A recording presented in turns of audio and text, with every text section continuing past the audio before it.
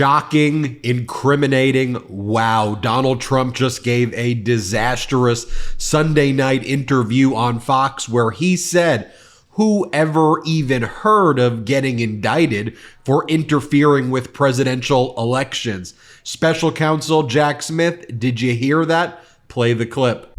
Whoever heard you get indicted for interfering with a presidential election where you have every right to do it? You get indicted and your poll numbers go up. When people get indicted, your poll numbers go down. Then Donald Trump says, as if that wasn't incriminating enough, he says, you know, Kamala Harris, she treated Mike Pence so viciously, the same way she treated Supreme Court Justice Brett Kavanaugh. Really, Donald Trump, you think she treated former Vice President Mike Pence viciously by saying, excuse me, I'm talking? Here, play the clip. Things are happening that are so crazy. I think there's no human being that was ever treated worse in Congress than Justice Kavanaugh. And Harris led the battle. That's right. Oh, she was vicious. Oh, she was the most vicious. She was going after them, just like with Mike Pence, where she said, you're interrupting me, I want to talk. And that's why, look, ABC is probably the worst in terms of fairness. George Flopadopoulos, the people they have there are just terrible. Jonathan Karl. But that's the only one she'll go to. Now the other one is the head of ABC is her best friend and her husband's best friend too. It gets worse. It gets worse. Donald Trump then says he's trying to negotiate deals with Vladimir Putin. Here, play this clip. And he says Putin told him certain things. Play the clip. Than me, but we were having a problem. You had Adam Shifty Schiff and all these bad people, including Hillary and others, coming up with this Russia hoax. And I told Putin, I said, you know, it's a shame because we could have done a lot of business, the countries together, but with this whole fake thing that's going on, and he understood that. I said, it's a fake deal. He actually said to me, he said, it's tough to make a deal now. I said, you're right, it's tough. They created a fake narrative, this Russia hoax. It was a hoax. And we could have had a much different relationship with Russia. He says Putin told him that it's a shame. What have they been talking about? What have they been saying to each other? Then Donald Trump talks about how there was no ammunition when he came into the presidency to disgrace it, and now he says there's still no ammunition. What in the world is he talking about? Play the clip. They also announced they're very low on ammunition. When I came in, they announced we had no ammunition. And I said, number one, who's the stupid person saying that? You could tell a couple of people, but who's the person that wants to say, the United States has no ammunition? We're giving it to all of our people all over the world, in particular Ukraine. We're giving them massive, billions of dollars of stuff. And I rebuilt our military, all in 4 years. I have great people. I had great people doing this. And I restocked our ammunition. We had so much ammunition, it was coming out the gills, as they say. We had missiles, now we don't have ammunition. How would you like to be President Xi sitting there saying America has no ammunition? We're so vulnerable.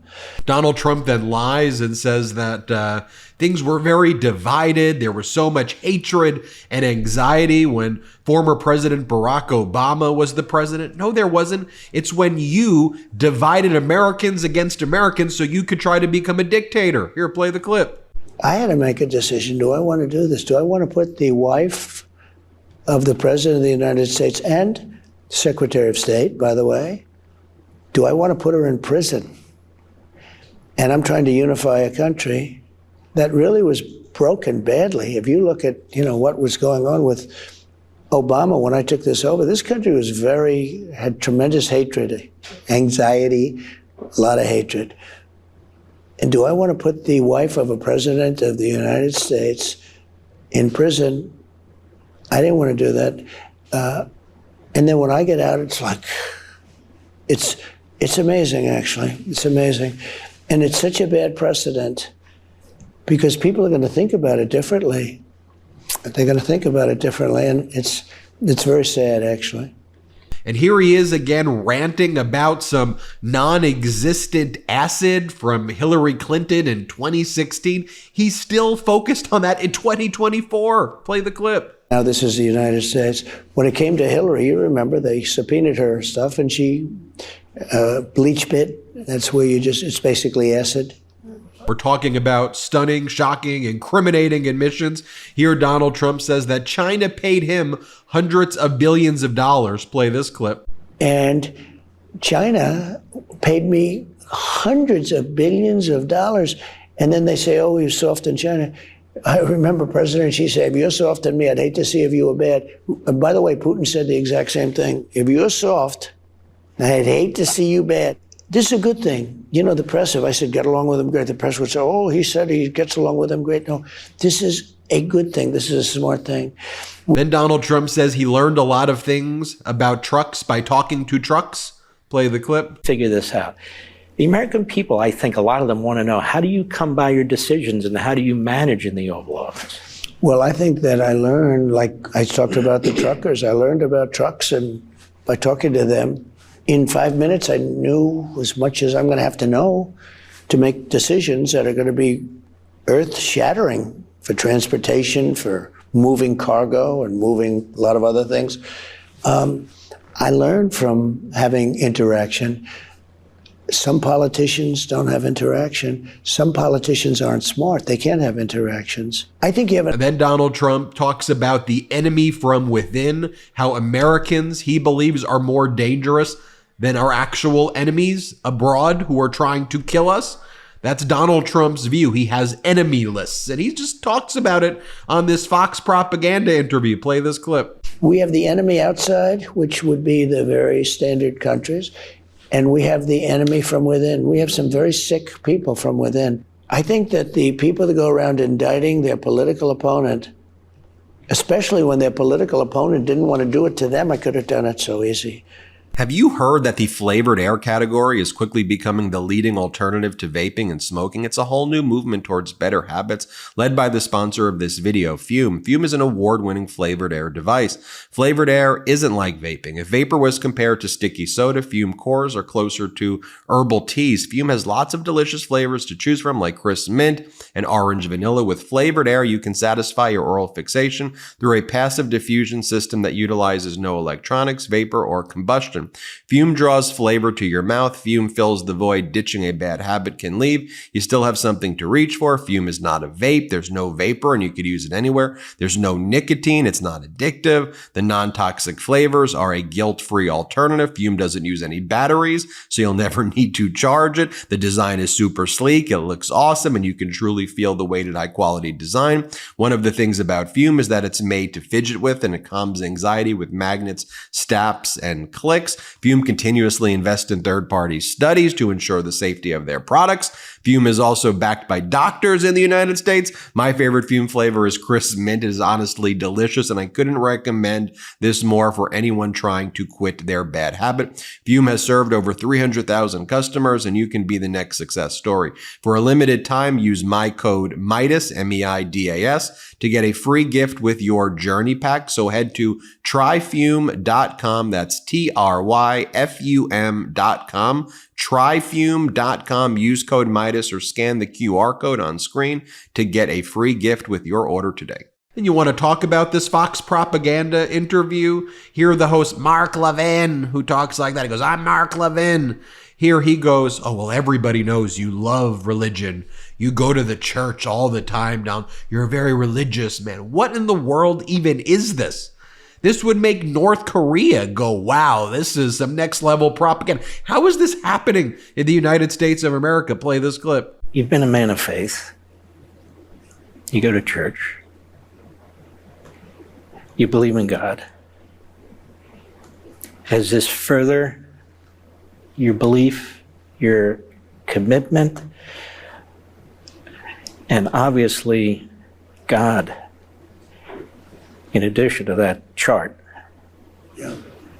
saved your life. He has a purpose for you. Do you think about these things? Well, I think you believe more because when you speak to experts, like my sons who are shooting experts, but when you speak to experts, they said there was no chance that he could have missed from that distance.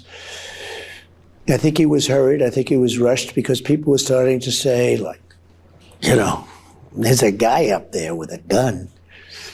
He's not a man of faith. He's a man of hate. He's not even a man. He's someone who hates faith, who wants to divide us, regardless of what your faith is.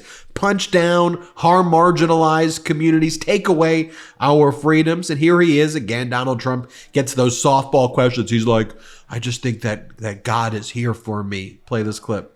But no, I think you think, like, if you believed in God, you believe in God more. And somebody said, like, why? And I'd like to think that God thinks that I'm going to straighten out our country. Our country is so sick and it's so broken. Our country is just broken. And maybe that was the reason. I don't know. A lot of people have... Again, so utterly despicable. But let me show you what Donald Trump said, though, about former Vice President Mike Pence. Remember this tweet where Donald Trump said, Mike Pence didn't have the courage to do what should have been done to protect our country and our Constitution, giving states a chance to certify a corrected set of facts, not the fraudulent or inaccurate ones which they were asked to previously certify. USA demands the truth. Remember what he said leading up to the insurrection? Remember what he said on the ellipse about Mike Pence? Remember Donald Trump tried to overthrow a free and fair election? The first time in American history, he tried to thrust upon our country, like the predator he is, an authoritarian regime stealing the votes of millions of Americans. Play the clip. Mike Pence, and I hope Mike is going to do the right thing. I hope so. I hope so. Because if Mike Pence does the right thing, we win the election. All Vice President Pence has to do is send it back to the states to recertify. And we become president, and you are the happiest people. And Mike Pence is going to have to come through for us. And if he doesn't, that will be a sad day for our country. They want to recertify. But the only way that can happen is if Mike Pence agrees to send it back. Mike Pence has to agree to send it back. And Mike Pence, I hope you're going to stand up for the good of our Constitution and for the good of our country. And if you're not, I'm going to be very disappointed in you. I will tell you right now. I'm not hearing good stories. So let's walk down Pennsylvania Avenue. Mike Pence didn't have the courage to do what should have been done to protect our country and our Constitution, giving states a chance to certify a corrected set of facts, not the fraudulent or inaccurate ones which they were asked to previously certify. U.S. demands the truth. Bring out Pence! Bring out Pence! Bring out Pence! Bring out Pence! Bring out Pence!